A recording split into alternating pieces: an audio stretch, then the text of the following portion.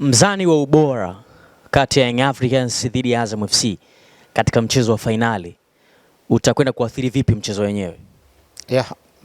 Athari zinakuwa ni kubwa kwa sababu kuna baadhi ya vitu kwenye uwanja vikikaa sawa, ubora wa mchezaji mmoja mmoja sasa ndio unaenda kuamua mchezo wenyewe.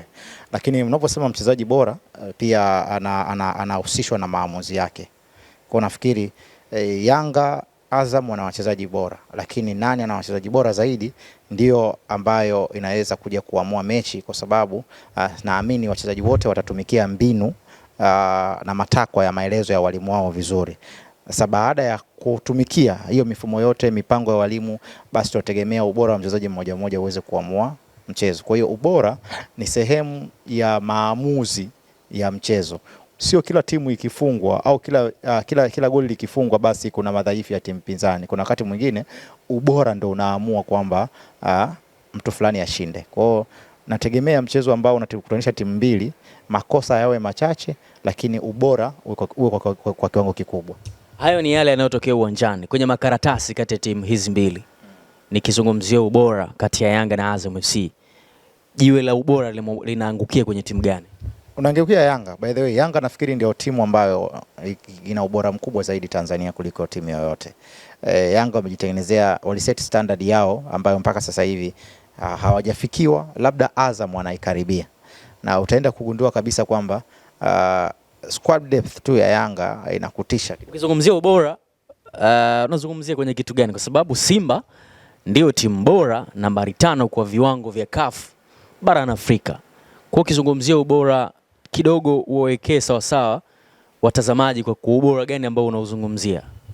Yes, nafikiri kuna vitu viwili. Kuna current form, alafu kuna CAF 5 year ranking. Ubora ambao Simba anazungumzwa nao wa kimataifa, huu ni ubora ambao unahusisha miaka 5. Kwa hiyo sehemu ya historia ya mafanikio ya Simba kwa miaka 5 iliyopita ndio umemfanya yeye anakuwa nafasi ya 5. Maana yake msimu uliopita kwenye michuano ya kimataifa alifanya nini? Misimu yote 5 ya nyuma alifanikiwa, alifanyaje ndio maana amekuwa nafasi ya 5. Lakini tunafahamu kwamba msimu uliopita tu, Simba ya msimu uliopita na Simba ya msimu huu ni Simba mbili tofauti. In terms of quality imepungua. Kwa hiyo ninachokizungumzia mimi sasa hivi ubora, ninaangalia squad depth, lakini pia naangalia form ya hizi timu. Utagundua kabisa kwamba kwa sasa hivi Tanzania Yanga ni timu ambayo imekuwa ina form bora, lakini pia imekuwa ni timu bora uwanjani, lakini pia Azam imekuwa inafuatia hivyo. Azam amekuwa anatoa sare za hapa na pale kwa sasa kwenye ligi kuu, lakini pia amekuwa akionekana akifungwa kwenye mechi za kimataifa, ni kwa sababu ya ugeni wake. Lakini ukienda kuangalia in terms of squad, namna ambavyo anatimiza mipango, utagundua kabisa kwamba ni timu bora. Kinachokosekana kwao ni kitu kidogo tu, final results, tofauti na Simba ambaye anapitia kipindi kigumu nje na ndani ya taifa kwa sasa hivi. Kwa ubora wa wachezaji ukilinganisha, tukipitia maeneo tofauti tofauti ndani ya uwanja, eneo la ushambuliaji la Yanga, eneo la ushambuliaji la Azam FC, yana tofauti kwa kiasi gani kuelekea kwenye mchezo huu mkubwa kabisa Tanzania? Utofauti wake upo kiwango kikubwa, kwa sababu hizi timu zote namna zimejiseti kushambulia ni tofauti na timu nyingine. Ukienda kuangalia Azam wana target man Kitambala, ambaye yeye wanajua kwamba huyu ndo namba 9 wetu, tutamlisha afunge. Lakini ukienda kwa Yanga ni tofauti. Yanga wana cheat code, maana yake wao wana mchezaji ambaye hahitaji kukaa kwenye eneo kutimiza majukumu yake, lakini pia sio lazima afunge yeye. Kwa hiyo inawezekana Dube akawa ni mshambuliaji wa Yanga, lakini asipofunga kuna mchezaji mwingine wa Yanga atafanya nini? Atafunga. Maana yake ni nini? Yeye atakachokifanya ni kutengeneza mazingira ya kutapatikana nafasi kwa viungo kuendelea kuattack ile space na kwenda kufunga. Kwa hiyo nafikiri kwa wale ambao wanataka kufahamu namna ambazo hizi safu za namna ambazo hizi timu zinashambulia, zote zina aina tofauti ya namna ya kushambuliaji. Yanga inaweza kufunga bila kutegemea mshambuliaji, kwa sababu tayari washatengeneza mazingira ya mtu yoyote kwenye timu kufanya nini? Kufunga. Azam watakufunga kupitia watu wengine, lakini magoli yao mengi yanatoka kwa Kitambala ambaye yeye ndo amekuwa ni sehemu ya mazingira mazuri ya kutengeneza mazingira ya kufunga. kwenye michuano ya Mapinduzi, Azam nafikiri amefunga magoli 6. Kwenye magoli 6, magoli mawili yamefungwa na Kitambala. Kwa hiyo utaona kabisa yeye ndo amefunga mabao mengi kwenye eneo la ushambuliaji. Alafu kwenye kiungo mshambuliaji kuna mchezaji mmoja kafunga, lakini pia kwenye kiungo cha kati kuna mchezaji mmoja kafunga, na kwenye backline kuna mchezaji mmoja kafunga. Kwa hiyo wamegawanya yale magoli, lakini eneo la ushambuliaji ndio ambalo linaonekana limefunga mabao mengi. Lakini ukienda kwa Yanga utagundua kwamba magoli karibu yote yamefungwa na viungo washambuliaji. Ekua kafunga nafikiri mabao mawili, lakini ukienda kuangalia kwenye eneo la Max pia kafunga. Kwa hiyo utaona viungo wanafunga zaidi kuliko eneo la mwisho ambao utegemea kwamba kuna mtu awe anasimama. Kwa hiyo nafikiri hizi timu zinatofautiana kwenye namna ya kushambulia. Ukitizama kwenye maeneo ya kushambulia, utofauti wao upo kwa kiasi hicho. Maeneo ya ulinzi pamoja na viungo, kuna tofauti kiasi gani na faida zao pia kuelekea kwenye mchezo huu? Nafikiri kwanza Yanga kiulinzi, unasema kiulinzi, timu yote inayolinda ni timu ambayo haina mpira, na Yanga wanaanza kuweka pressure mbele. Kwa hiyo kama ni timu ambayo inaanza kuweka pressure mbele, maana yake inatengeneza urahisi wa defense yao kuwa bora. Lakini Azam hawaanzi mbele, wanaanzia kwenye mstari wa katikati kama sehemu yao ya kuanza kuweka shinikizo. Kwa hiyo utagundua pia hawaanzii kwa mpinzani kabisa, lakini wanaanzia sehemu ya chini, na wakati wanaanza sehemu ya chini wanakuwa well organized. Kwa hiyo utagundua kabisa kwamba ili uwe unasema una safu nzuri ya kujilinda, lazima kuwe kuna mashirikiano kati ya backline, kiungo pamoja na washambuliaji wako, wakimhusisha golikipa ambaye yeye ndo anakuwa mlinzi mkuu. Na utaanza kuona kwamba reaction ndio inayotofautisha kati ya hizi timu mbili, kwamba Yanga anaanza kufanya reaction pale pale baada ya kupoteza mpira instant, lakini Azam anaenda kusubiri eneo fulani ndio tuanze kufanya reaction. Kwa hiyo zinatofautiana namna ambavyo pia zina restructure kwenye baada ya kupoteza mpira, lakini haimaanishi kwamba kuna mmoja atakuwa dhaifu kuliko mwingine. Nafikiri ukienda kuangalia kwa mchezaji mmoja mmoja au kwenye eneo la wachezaji mmoja mmoja, utagundua kabisa kwamba Yanga watakuwa na spaces nyingi kwa sababu wanaweka pressure, lakini Azam watakuwa more compact kwa sababu wanasubiri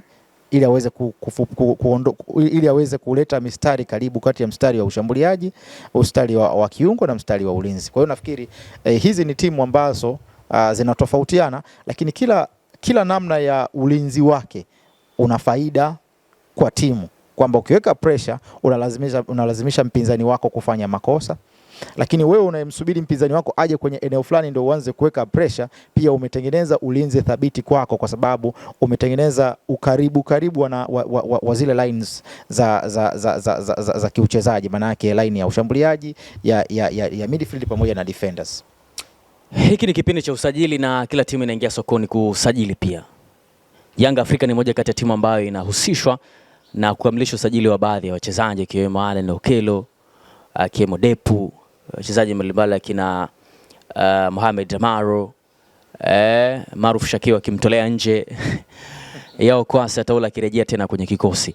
Yanga wameonekana kuwa superb sana kwenye usajili na kuboresha zile sehemu ambazo zinaonekana ni korofi kwa upande wao. Ni kweli wamefanya hivyo? Yanga wameboresha sehemu ambazo zinahitajika kufanya hivyo? Nafikiri Yanga hawaboreshi maeneo yanayohitajika. Yanga wanachokifanya sasa hivi ni kuboresha wachezaji ambao wanaweza kwenda kusaidiana na wanaoanza, kwa sababu ukienda kuangalia mara nyingi sana Yanga tayari wana wachezaji ambao wanatengeneza muhimili wa kikosi chao cha kwanza. Na kwa wale ambao wanafuatilia vizuri Yanga, kwenye wachezaji ambao wamesajili dirisha lililopita, nafikiri ni Mohamed Hussein tu ndo anaingia kwenye kikosi cha kwanza. Wachezaji wengine wote wanakuwa wanaingia pale inapobidi. Kwa hiyo utaenda kugundua kabisa kwamba Yanga haendi kusajili kwa lengo la kutatua changamoto zake za kimfumo. Anaenda kusajili kwa ajili ya kuongeza depth ya kikosi, lakini pia na alternative tunasema na njia mbadala ya kimbinu. Kwa hiyo hata sasa hivi usajili ambao anaufanya haendi kutatua shida ambazo Yanga wanazo. Tayari walikuwa wanaweza kucheza, walikuwa wanaweza kuendelea kucheza bila kusajili wachezaji wengine wapya, lakini wanachokifanya sasa hivi wanaenda kuchukua wachezaji ili kuangalia ni kitu gani kipi wanaweza kukiongeza kwenye timu yao. Kwa hiyo usajili wa Yanga nafikiri ni tofauti na usajili wa timu nyingi, kwa sababu wao hawaendi kusolve problem. Na Maruf Shakei dili lake na Young Africans kuonekana kuingiliwa na Alan Okello na kuweza kuondoshwa katika wale wachezaji ambao Yanga walikuwa wanawahitajia. Hili kwa mchezaji aliwezi kumwathiri kwa kiasi kikubwa baada ya timu yake ya zamani kumwambia kwa sasa unaelekea sehemu nyingine, alafu baadaye inaonekana kukwama. Ya, athari zipo. Athari ya kwanza inategemea na yeye mwenyewe yupo kwenye maeneo gani, yani yeye hisia zake ziko wapi. Kama hisia zake ziko Yanga, maana yake sasa hivi kilichorudi Singida ni mwili, lakini tayari kimpira yeye anahisi yuko Yanga. Lakini kama hisia zake hazikuwepo na Yanga, amerudi mchezaji Singida na ataenda kufanya kazi yake kama kawaida. Lakini pia mahusiano kati ya Singida na Yanga nafikiri ndio yanaweza yakaamua utaratibu uliofanyika kama ni sahihi au sio sahihi, kwamba mlete mchezaji mtumie ni muone kikoje, alafu then baadaye hapo ni kurudishie. Kwa hiyo athari kwa mchezaji zipo, lakini pia kwa clubs zenyewe mahusiano yao ndio yanaweza kudetermine kama wanaheshimiana, wana ukaribu wa namna gani ili kuweza kuwazimana wachezaji kwenye michuano ya Mapinduzi. Shukrani. Asante sana.